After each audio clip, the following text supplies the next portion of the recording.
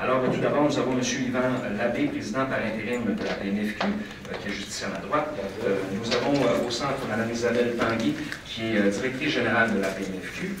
Et finalement, nous avons M. Alain Paradis, qui est vice-président de la Fédération des coopératives forestières du Québec. Donc, nous allons débuter avec le mot de M. Labbé. Alors, juste vous apprécier, on avait ton micro. C'est une bonne nouvelle. C'est la technique que j'ai. C'est la technique. OK, bien, vous m'entendez bien? Bonjour à tous, puis merci de vous être déplacés pour venir nous rencontrer. J'ai un petit mot à vous communiquer, ce ne sera pas tellement long, je vais essayer d'être plus bref dans mon petit discours. Vous savez que dans le passé, à Canada, nous autres, les entrepreneurs forestiers, dû aux coupes excessives, avec les gros équipements qui sont venus sur le marché pour faire des coupes forestières, ça a créé une mauvaise image de nous, entrepreneurs forestiers à la grandeur du Québec, puis même plus. Aujourd'hui, les gens aussi sont restés avec cette image-là. Puis je pense qu'aujourd'hui, à partir d'aujourd'hui, ce qui est important, là, je calcule que c'est primordial, c'est de redonner aux Québécois et Québécoises l'importance de la culture forestière. Et le passé, l'image qu'on a du passé, je pense qu'il est important de voir ce qu'on fait actuellement, et ce qu'on est capable de faire dans l'avenir, parce qu'on est capable d'améliorer les choses énormément. J'ai fait des petits paragraphes. Les gens doivent comprendre que la forêt est une ressource renouvelable. C'est très important.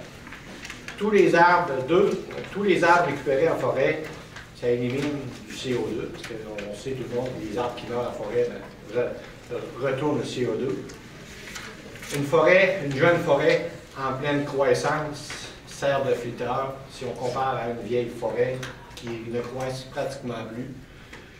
C'est tous des points positifs qui sont importants, puis les gens c'est faux qu'ils comprennent ça.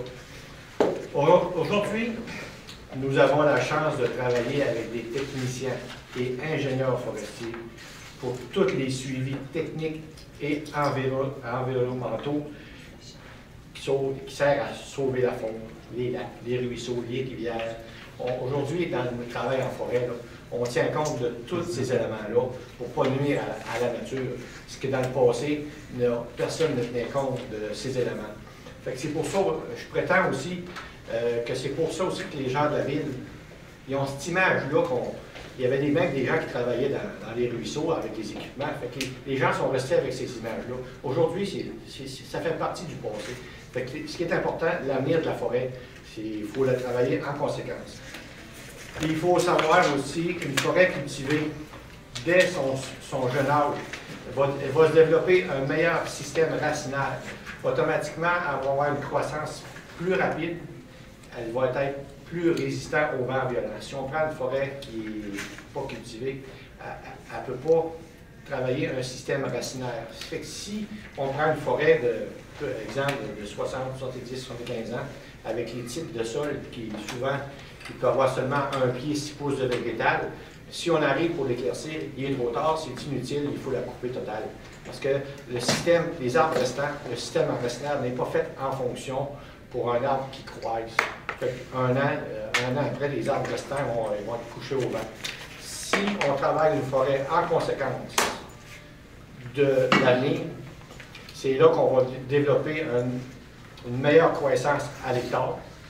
Ça, c'est important parce que si on prend une forêt de 100 ans, si on la cultive dès son jeune âge, à 50 ans, elle va avoir le même rendement. On va avoir des billes qui sont prêtes pour le siège. Fait que la valeur marchande n'est pas la même. Ce qui est important, la forêt est un excellent moteur économique pour nos familles québécoises. Et ce que j'expliquais dernièrement à un de mes neveux, qui est professeur à l'université, en philosophie. Pour lui, couper un arbre, c'est mauvais. Ça ne construit pas, je ne veux pas dire que ça ne construit pas. C'est pas bon pour l'image. Moi, je lui ai dit, il faut une corde de bois qui est rendue sur le bord du chemin. Et peux-tu imaginer comment ça peut rapporter aux gens, au gouvernement, à tout le monde? Parce que ça implique beaucoup d'équipements.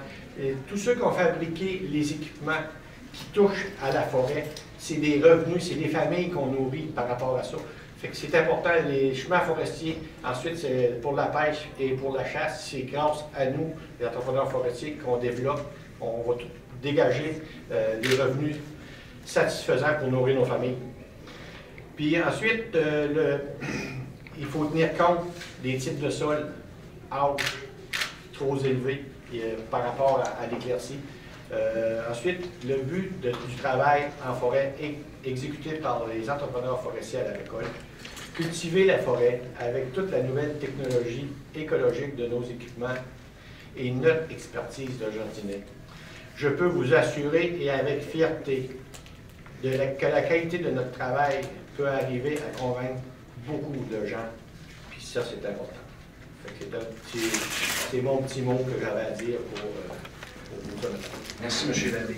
Alors, sans plus tarder, j'inviterai M. Paradis, qui est vice-président de la Fédération des coopératives forestières du Québec, à nous adresser quelques mots.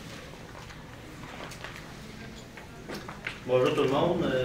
D'abord, je voudrais remercier Mme Tanguy de l'Association de la BMIFQ de nous avoir invités à participer à cette présentation aujourd'hui, à cette conférence de presse, parce que, évidemment, le sujet dont il est question nous interpelle directement au niveau des coops. C'est un sujet qui est très important. M. Labbé, je pense qu'il a fait une très bonne entrée en matière en termes de l'importance de l'entrepreneur forestier et de l'image. Au niveau des coopératives, il faut comprendre une chose, c'est qu'on n'a pas... pourquoi, dans le fond, qu'on est interpellé, c'est qu'il faut comprendre qu'en termes de... On a 42 coopératives forestières au Québec. On joue le rôle, évidemment, d'entrepreneurs généraux pour faire des opérations forestières. On est en lien, évidemment, avec les propriétaires de machinerie qui sont des entrepreneurs forestiers, qui sont membres aussi de nos organisations, donc de nos coopératives. Vous comprendrez qu'on travaille depuis longtemps à façonner finalement toute notre industrie forestière par le lien qu'il y a avec ces entrepreneurs-là. Et puis, présentement, la crise forestière qu'on vient de traverser fait en sorte finalement que c'est venu hypothéquer sérieusement finalement tout le travail qui est fait par ces entrepreneurs-là. C'est grand temps, je pense, qu'on prenne le taureau par les cornes et qu'on soit capable de dire maintenant qu'est-ce qu'on fait pour trouver des solutions pour être capable d'aider nos entrepreneurs à être capables de faire des activités de manière prospère et puis de se tourner vers l'avenir aussi. On souhaite d'ailleurs, au niveau de la Fédération des coops, être encore plus présent dans les activités de la PMIFQ en termes de collaboration, parce qu'évidemment, comme je viens de le mentionner, c'est des activités qui nous touchent de près, puis on souhaite évidemment que la situation s'améliore de ce côté-là. Je veux juste vous rappeler que la Fédération des coops a tenu son congrès ce printemps, et puis le thème, dans le fond, c'était main-d'œuvre et nouveau régime forestier, préparons-nous. Ça veut dire quoi? Ça veut dire que la main-d'œuvre, c'est important. Quand on parle de main-d'œuvre, on parle évidemment des entrepreneurs forestiers, des opérateurs qui travaillent pour ces entreprises-là. Et puis, on est en train, dans le fond, de perdre notre main-d'œuvre au profit de d'autres secteurs d'activité. C'est grand temps qu'on travaille et qu'on supporte finalement ces PME-là, ces entreprises-là, pour s'assurer finalement d'être capable de faire de la foresterie, de continuer à faire nos secteurs d'activité de manière adéquate et rentable. Donc, ce thème-là, on l'a travaillé beaucoup ce printemps au niveau de notre congrès. Il est sorti beaucoup d'idées. On a parlé de rétention de main-d'œuvre, on a parlé de renforcement des compétences, on a parlé de recrutement au niveau de valorisation du métier et des conditions de travail.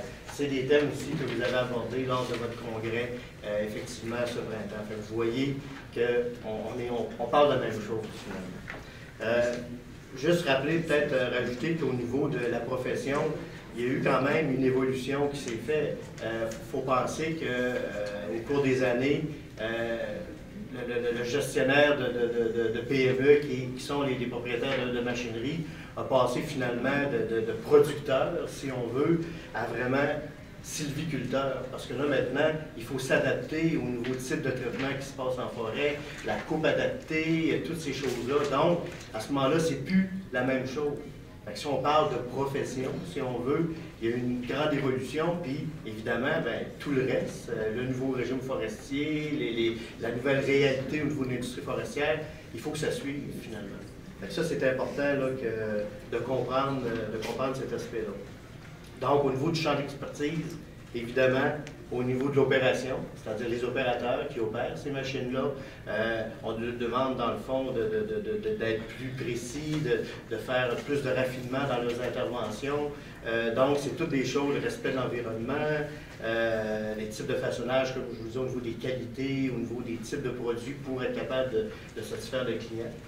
On lui demande d'être aussi, de continuer à être bon au niveau de bien gérer les équipements en termes de mécanique, en termes de s'assurer que ces équipements-là sont adéquats. Et puis on lui demande aussi d'être des bons gestionnaires d'entreprise parce que ces PME-là, finalement, ils ont des opérateurs, il faut qu'ils suivent le coût, les dépenses, il faut qu'ils s'assurent d'être rentables. Fait que, comme vous pouvez le constater, c'est beaucoup de choses que ces gens-là ont à gérer. Donc, à un moment donné, ça ne se fait pas tout seul. Ça se fait dans un cadre où, à un moment donné, on est capable de mettre, faut mettre des conditions adéquates pour être capable, finalement, d'arriver à être une entreprise ou des entreprises qui sont prospères, qui sont rentables. Je peux vous dire que si ce n'est pas le cas, bien, il se passe un peu ce qu'on vit depuis le début de la crise, c'est qu'à un moment donné, c'est pas sexy, là.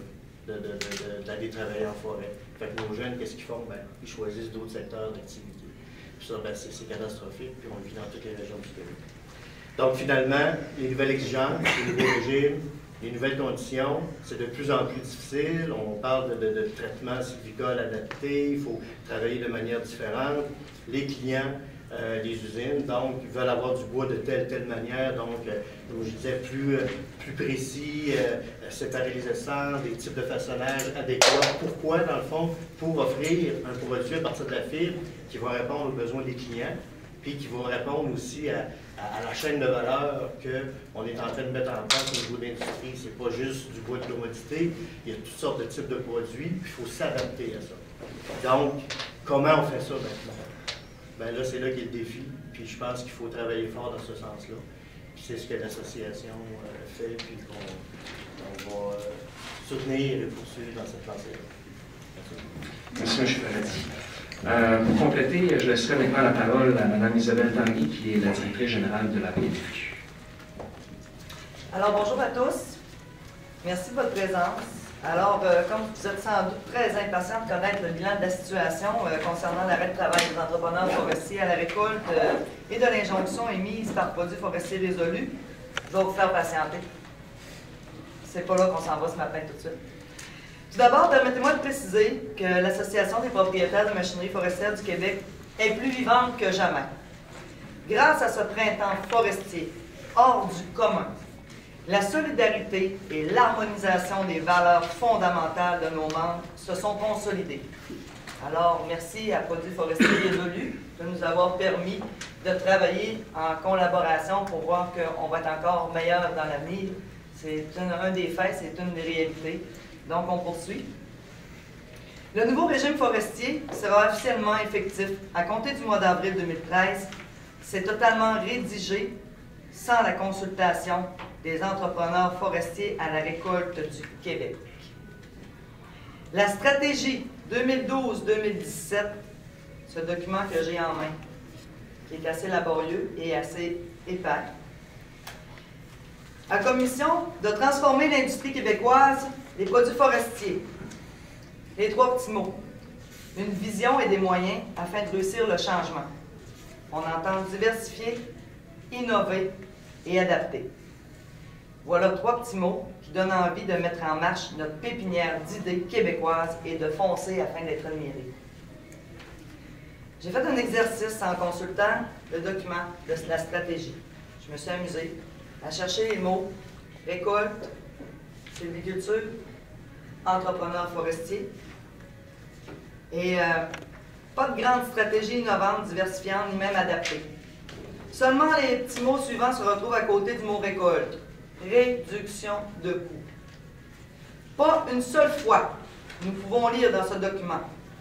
Au Québec, nous avons la chance d'avoir une forme entrepreneuriale qui soutient depuis des années notre industrie forestière à coût de centaines de millions de dollars d'investissement et d'argent neuf annuel afin de faciliter l'obtention de notre matière première à nos nombreuses industries forestières telles nos scieries. Des entreprises qui contribuent par leurs divers procédés, tels que M. Alain l'a mentionné tout à l'heure, à réduire les coûts d'opération en scierie.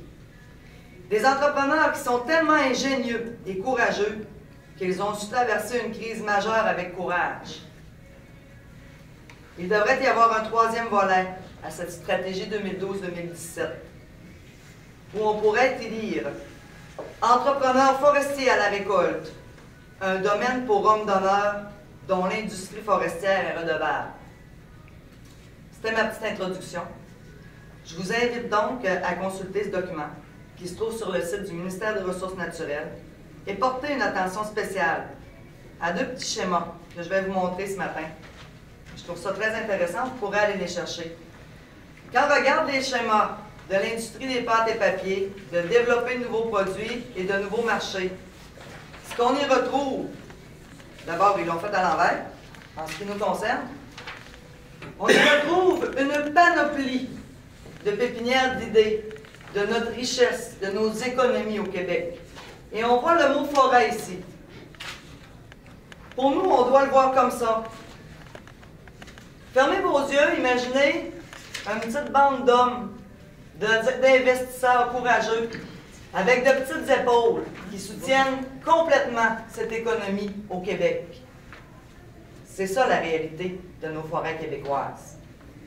Notre base forestière, nos entrepreneurs forestiers, on doit trouver un moyen de les reconnaître à juste titre comme de véritables investisseurs, des créateurs d'emplois et des développeurs pour permettre à nos industriels d'être créatifs et de nous développer des nouveaux produits.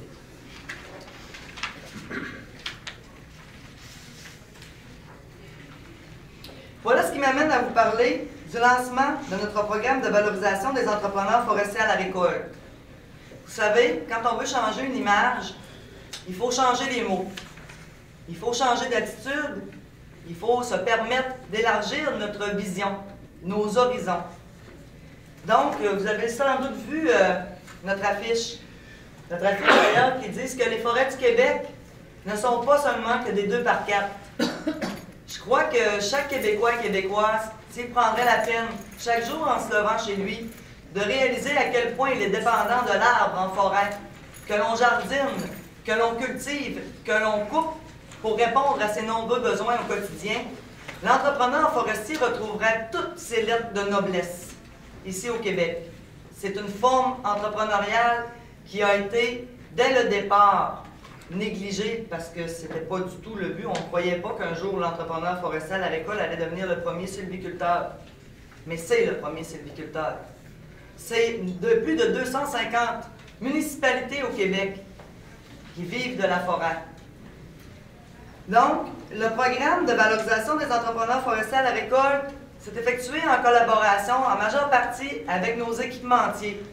Nos équipementiers sont ceux qui collaborent le plus près possible de nos forêts, qui rencontrent les entrepreneurs, qui les connaissent très bien, qui connaissent leurs qualités, connaissent leur courage.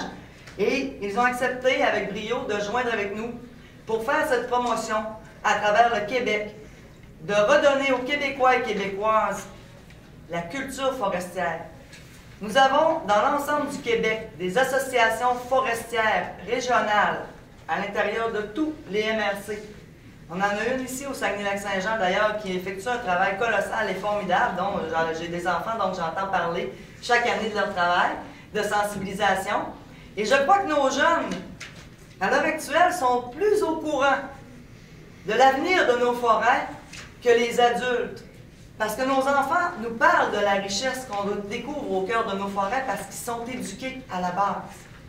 Et cette année, ce qu'on va faire, c'est que l'APMFQ, en collaboration et par la voix aussi de l'Association forestière du Saguenay-Lac-Saint-Jean et les autres associations forestières, va lancer un concours pour nos jeunes qui s'appelle Réalisarbre.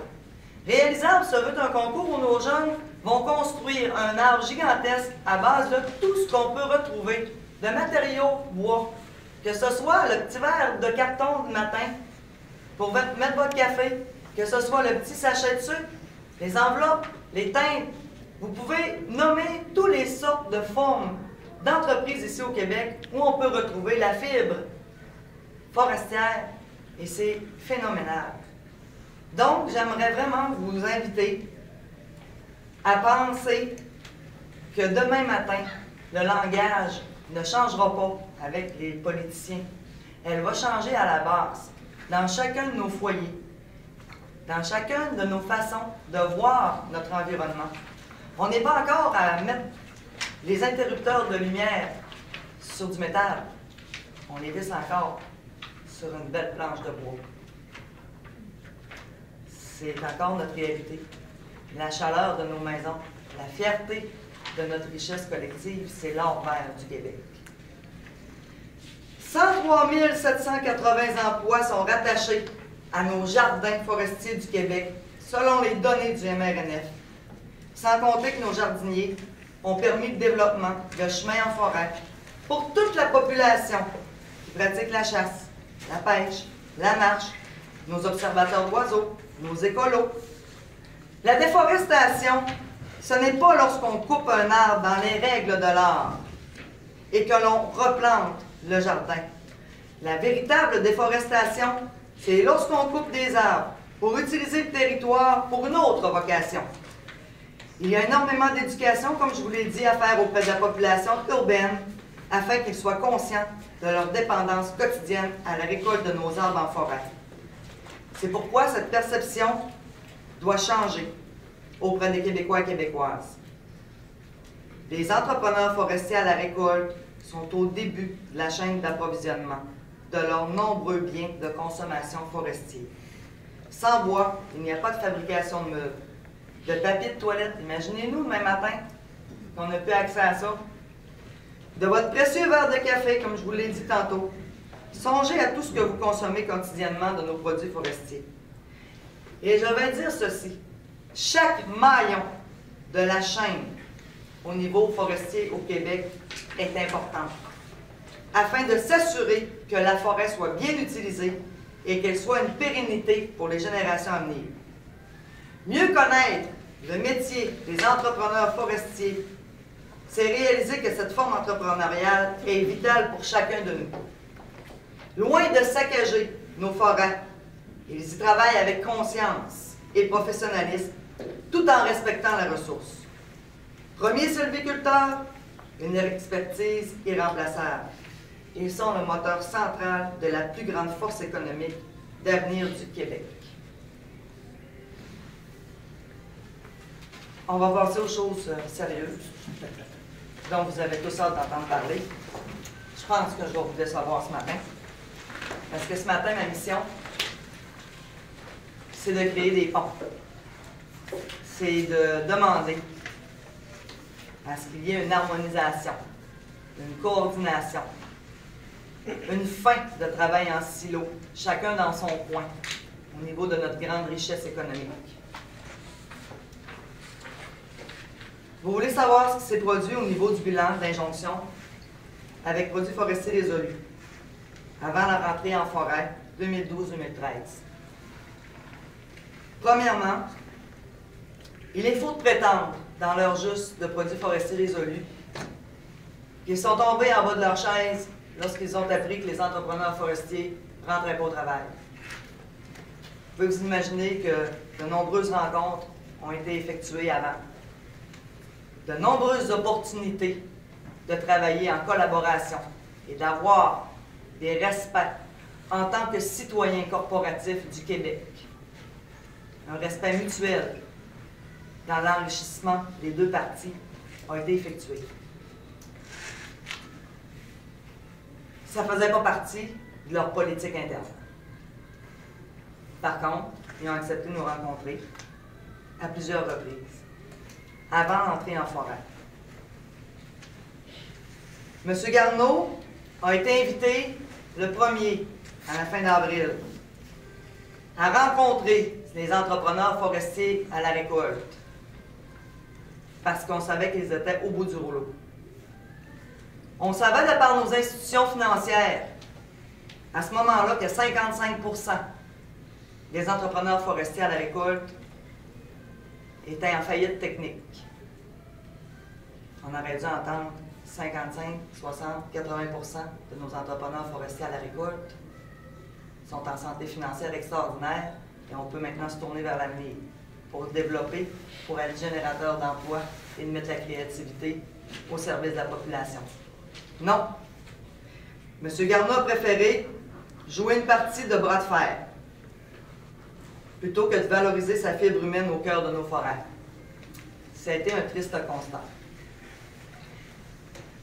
J'ai suivi M. Garneau depuis l'an passé. J'ai assisté à 5 de ses conférences, une dernièrement. Et la cassette de dire que quand ça fait 10 fois qu'on raconte un mensonge, il devient une vérité, croyez-moi, il l'a appris par cœur. Semer le cynisme au cœur de nos familles forestières au Québec est inacceptable en 2012. Nous sommes en pénurie de main-d'œuvre forestière. Nous sommes en pénurie de relève forestière. Et on parle dans la stratégie de développement d'innover.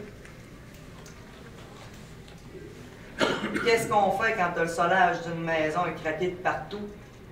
On risque de prendre l'eau. On risque de voir des champignons se développer. On risque d'avoir des problèmes à l'interne. Et c'est pas très rassurant. Nos entrepreneurs forestiers à la récolte n'ont pas sorti dans les médias cette année. Ce sont des gens qui ont vécu des abus de pouvoir depuis des années, sont au bout du rouleau. Le dernier petit bout qui leur reste de courage à l'heure actuelle pour poursuivre, laissez-moi vous dire qu'il n'est pas très rassurant.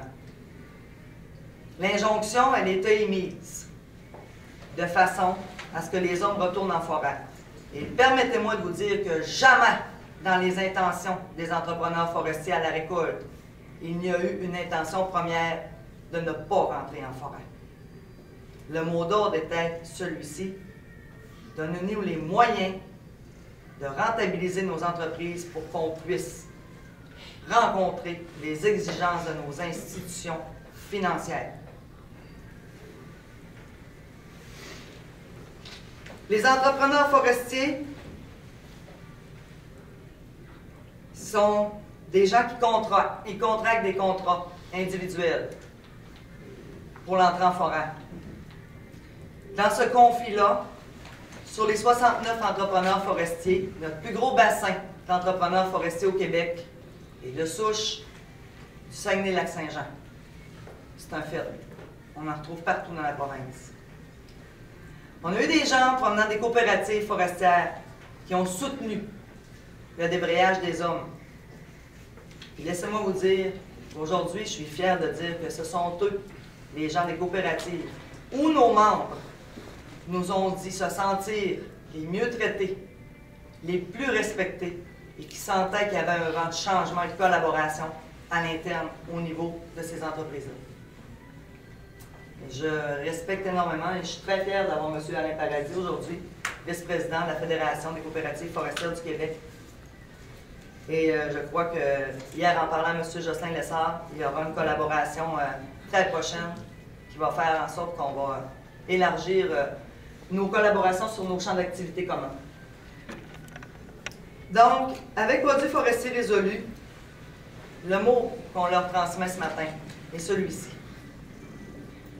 Vous êtes les bienvenus pour faire des affaires au Québec. Vous détenez 1/3 de la matière première à la récolte en résineux. Par contre, vous savez qu'avec ce qui s'est produit ce printemps, l'entrepreneur forestier à la récolte ne fera plus jamais d'affaires de la même manière. Nous sommes ouverts à travailler en collaboration avec les gens de Produits forestiers résolus. Ce sont, soit dit en passant, des gens très intelligents. Des gens avec qui j'ai eu d'agréables conversations. Mais comme dit M. Garneau, Ce sont les enfants gâtés du Québec avec la cuillère d'argent qui vivent sur les subventions et qui attendent après gouvernement. C'est tout ce que j'avais à dire concernant produits forestiers résolus. Oui, les entrepreneurs forestiers sont toujours sur le respirateur artificiel, ceux qui travaillent avec produits forestiers résolus. Mais quand la tête dirigeante est sur le respirateur, imaginez ceux qui travaillent et qui collaborent. C'est très difficile.